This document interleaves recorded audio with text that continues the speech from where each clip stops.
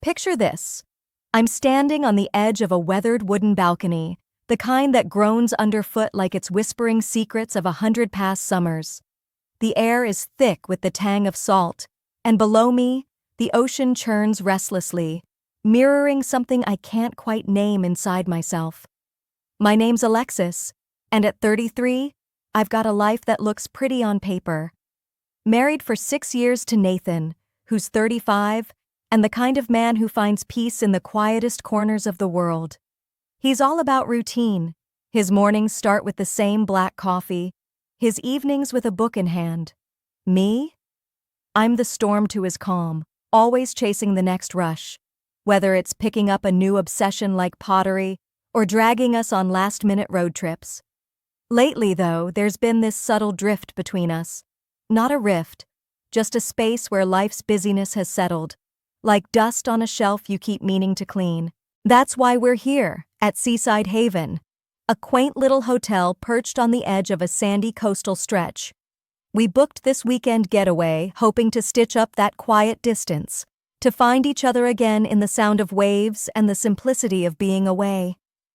The hotel itself feels like stepping into a faded postcard, creaky wooden floors that sigh with every step, pastel blue walls in our room that remind me of a summer sky just before dusk, and this constant, distant roar of the ocean that seeps into every moment. As we unpacked, I caught the scent of brine clinging to the curtains, and I couldn't help but feel this itch under my skin, a need for something more than just unpacking and settling in. Nathan, though, he was already in his element, eyeing the balcony with this soft smile, probably picturing himself there with a steaming mug and one of his worn paperbacks. "This is perfect," he murmured, his voice low and content as he set his book on the bedside table. I nodded, but inside, I was already mapping out a run along the shore or maybe a dive into that restless sea. From our window, I could see the beach sprawling out like an invitation. Golden sand kissed by the tide, a few scattered groups of people, and off to the side, some sports facilities with nets and courts baking under the sun. That's when I noticed them. A group of 4 tall, athletic guys playing volleyball a little ways down the beach. Their energy was electric, even from this distance, their shouts and laughter cutting through the steady crash of waves. I didn't know who they were, not yet, just strangers caught up in their own world. But there was something about their carefree vibe that tugged at me, a flicker of curiosity I couldn't quite shake. I turned away, though, focusing on the room, on Nathan humming softly as he folded his shirts with that meticulous care of his. Still, my mind kept drifting back to the beach, to the idea of movement, of something breaking through the stillness that seemed to cling to me like a second skin. That first day at Seaside Haven, I tried to settle into Nathan's rhythm. I really did. We made our way down to the beach after breakfast, the sand warm and grainy under my bare feet, each step sinking just enough to feel like the earth was pulling me in. The sun was relentless, glaring off the water in sharp, blinding streaks, turning the ocean into a sheet of molten glass. In the distance, I could hear the shouts of people playing games, their voices carried on the breeze, full of life and motion. Nathan, though, was content to sprawl out on a faded beach towel, his novel propped open in front of him, those wire-rimmed glasses slipping down his nose. Every now and then, he'd glance up at me with that quiet, reassuring smile of his, like he was checking to make sure I was still there. But I couldn't sit still. I paced along the shoreline, kicking at the sand, watching it scatter in little bursts under my toes. The restlessness gnawed at me, a low hum in my chest that wouldn't quiet down.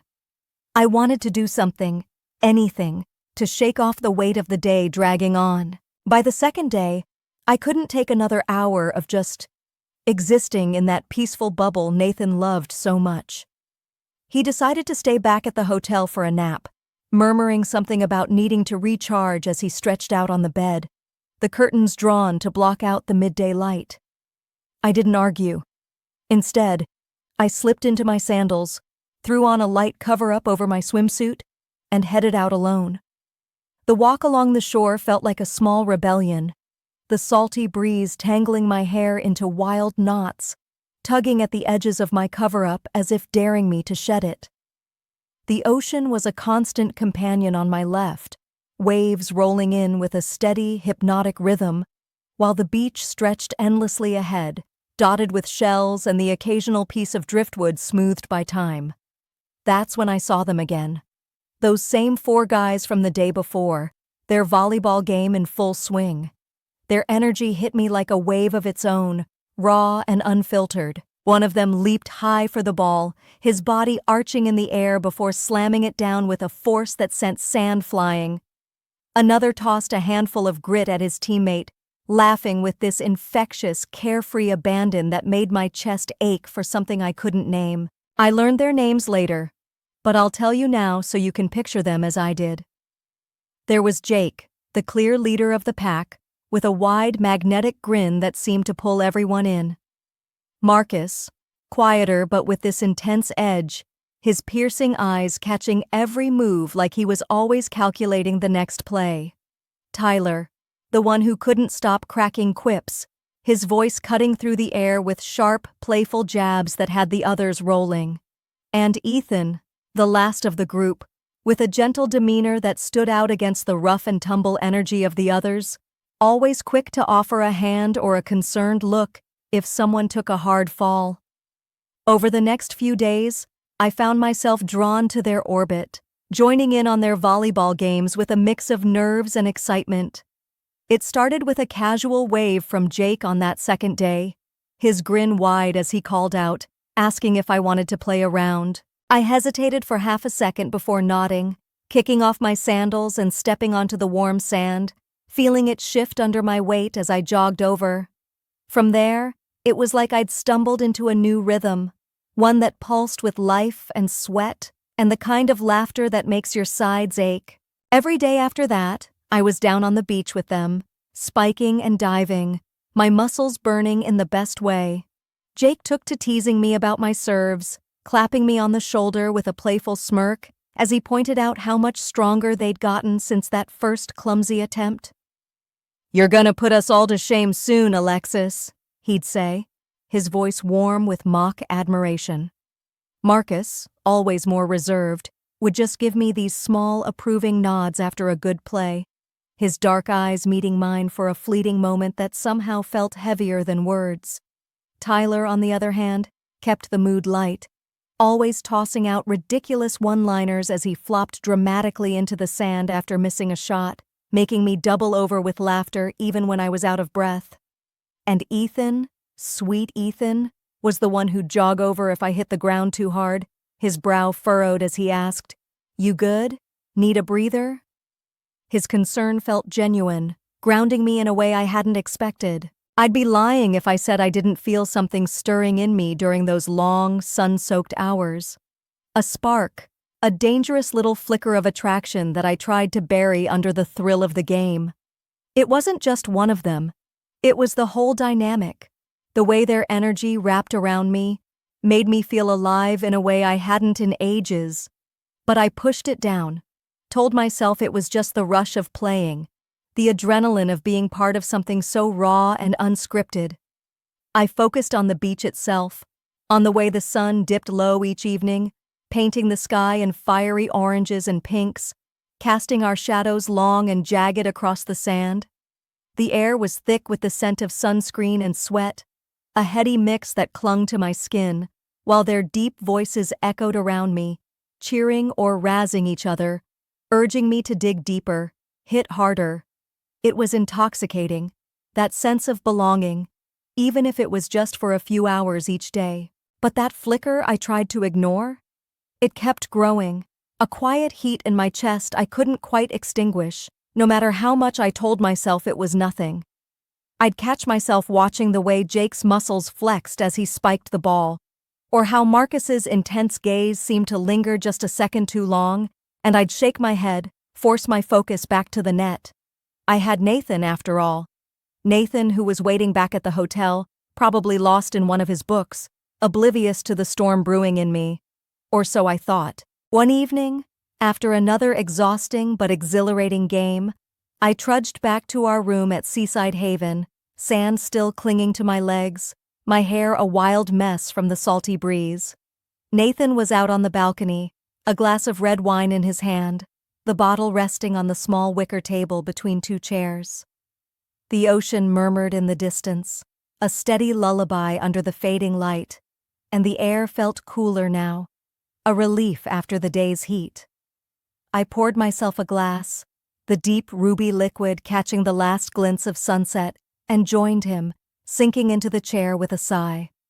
We sat in comfortable silence for a while, just watching the horizon, the kind of quiet that used to feel like home. Then, out of nowhere, he broke the silence with a question that caught me off guard. "You've been spending a lot of time with those guys from the beach, haven't you?" Nathan's voice was even, almost too neutral, as if he'd rehearsed the words. I froze, the wine glass halfway to my lips, feeling the weight of his gaze even though I couldn't bring myself to meet it. I mumbled something about just playing volleyball, keeping things casual, but my heart was pounding like I'd been caught in a lie I hadn't even told yet. He didn't push, just nodded slowly, taking another sip of his wine, but there was something in his silence that lingered, a quiet I couldn't read. That conversation stuck with me, gnawing at the edges of my thoughts as the days rolled on. So, when the idea of inviting Jake, Marcus, Tyler, and Ethan up to our hotel room for a small get-together came up after one of our games, I hesitated, but only for a moment. The thrill of it, the chance to keep that electric energy going, overpowered the unease. I told myself it was just a friendly hangout, nothing more.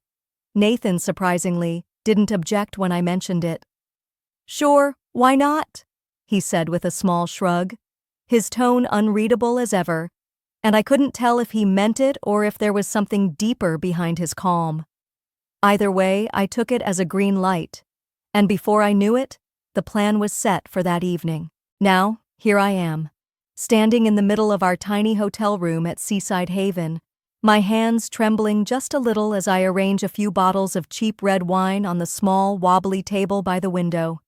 The labels are peeling at the edges, and I can't help but fuss over their placement, as if lining them up perfectly will somehow steady the nervous buzz humming through me.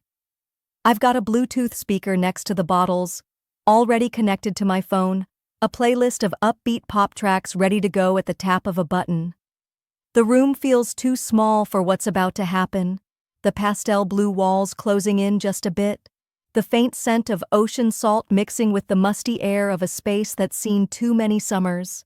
The single overhead light casts a harsh glow, so I flick it off, relying on the softer amber of a cheap lamp in the corner to make things feel less exposed. Nathan's beside me, helping tidy up, folding the beach towels we'd left strewn over a chair and straightening the bedspread with that meticulous care of his.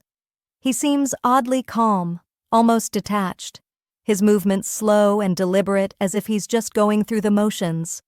I steal a glance at him, searching for a crack in that composed exterior, but there's nothing, just the same quiet expression he's worn all day. It unsettles me more than I'd like to admit. The knock at the door comes sooner than I expect, a sharp rap that makes my stomach flip. I take a deep breath, smooth down my sundress, and open it to find Jake, Marcus, Tyler, and Ethan crowded in the narrow hallway, their presence filling the space before they even step inside.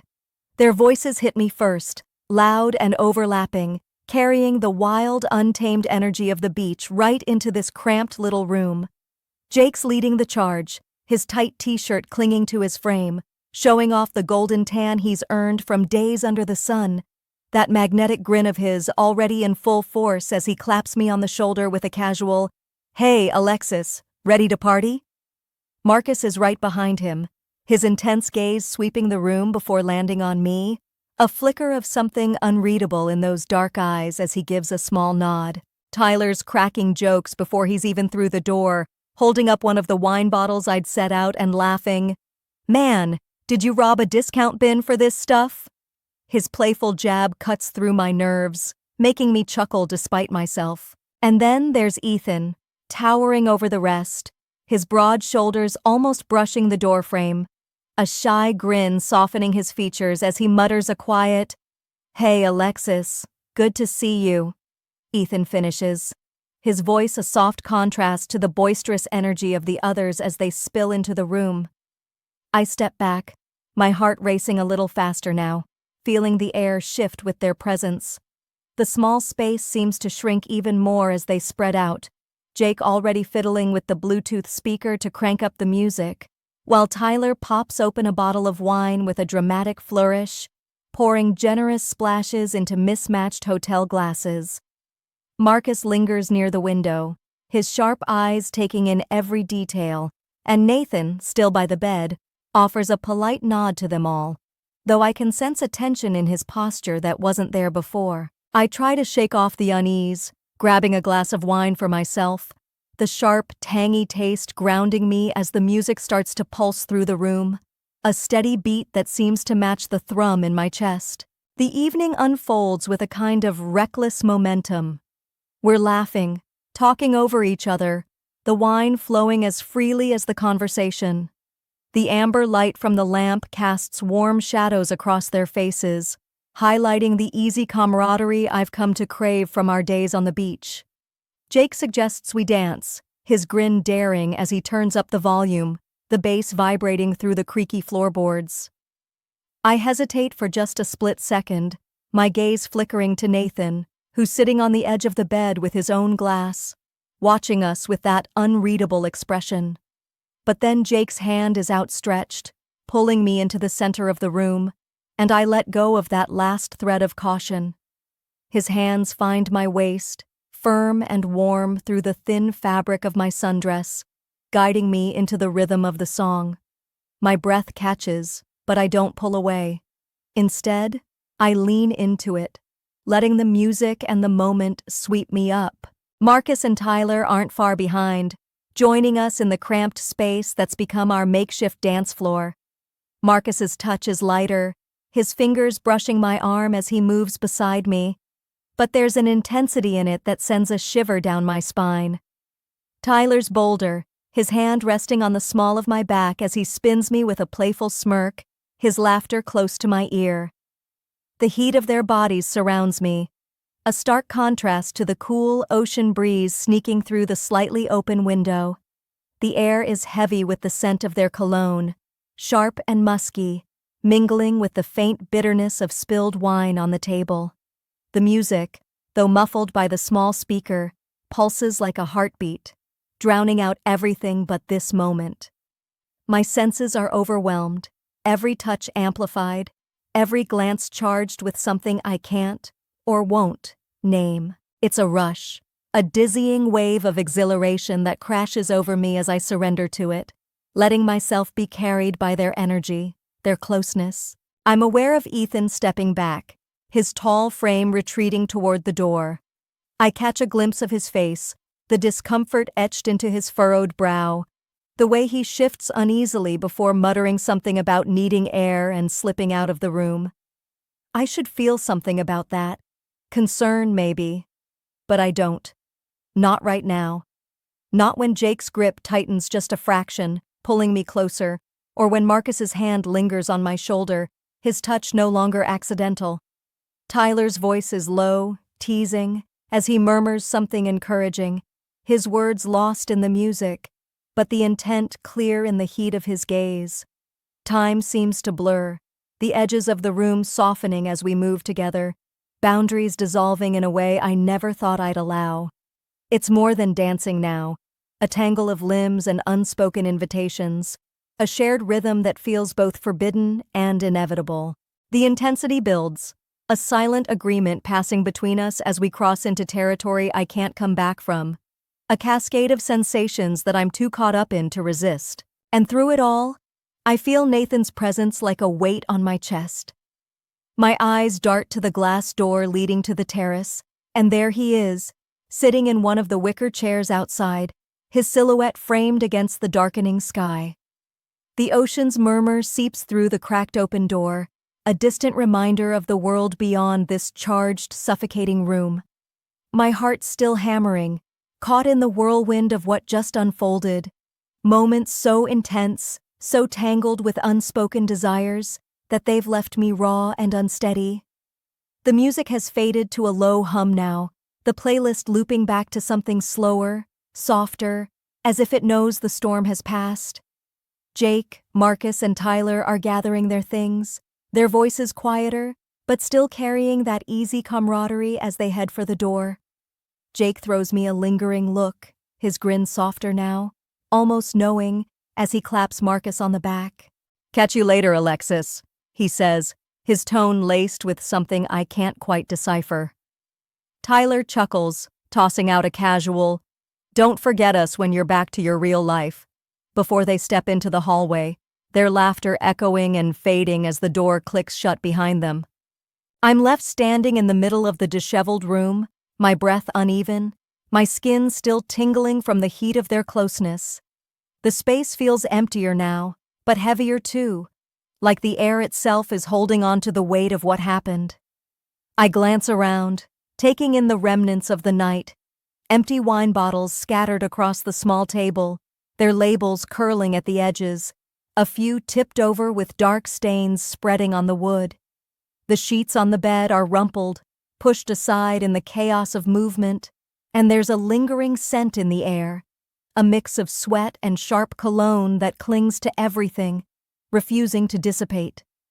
My heart hasn't slowed, still pounding against my ribs as if it's trying to break free, to make sense of the rush that's left me both exhilarated and unsteady. I hear the terrace door slide open, the sound slow and deliberate, and my body tenses instinctively. Nathan steps back inside, his footsteps measured, each one echoing in the sudden quiet of the room. I brace myself, expecting a storm of anger, a flood of regret, or maybe just that unreadable silence he's so good at wielding. My mind races with what I might say, how I could explain something I don't even fully understand myself. But as he approaches, there's no hardness in his expression, no judgment in his eyes. Instead, he stops just in front of me, close enough that I can feel the warmth radiating from him, and without a word, he wraps an arm around my waist. The gesture is firm, grounding, pulling me into him as if to anchor us both. I feel the roughness of his stubble graze my cheek as he leans in, the sensation sharp against my flushed skin. And then his voice, low and steady, cuts through the haze in my mind. "Now you're truly glowing," he whispers, the words carrying a strange mix of satisfaction and intimacy, like he's seeing something in me I hadn't even noticed myself. I don't know how to respond, don't fully grasp what he means or why he's not pushing me away after everything. My breath catches, and I search his face for answers, but there's only this quiet intensity in his gaze, a depth I can't quite reach. In that moment, though, I feel seen, truly seen, in a way I hadn't expected, not after the boundaries I've crossed. It's not just acceptance, it's almost like I'm cherished, held in a light I didn't think I deserved right now. My chest tightens with a mix of relief and confusion, and I let myself lean into his embrace, letting the warmth of his touch steady the chaos still swirling inside me. As I stand there, wrapped in the quiet of his presence, I start to reflect on everything that's happened. I can't say I regret it, not a single moment of it. What unfolded tonight, what built over those sun-drenched days on the beach, it's awakened something in me, a part of myself I didn't even know was dormant. I can't quite name it, can't pin down whether it's freedom, desire, or just a raw, unfiltered version of who I truly am. Don't forget to subscribe, like, and comment if you enjoyed this story. This will help us create more engaging stories for you.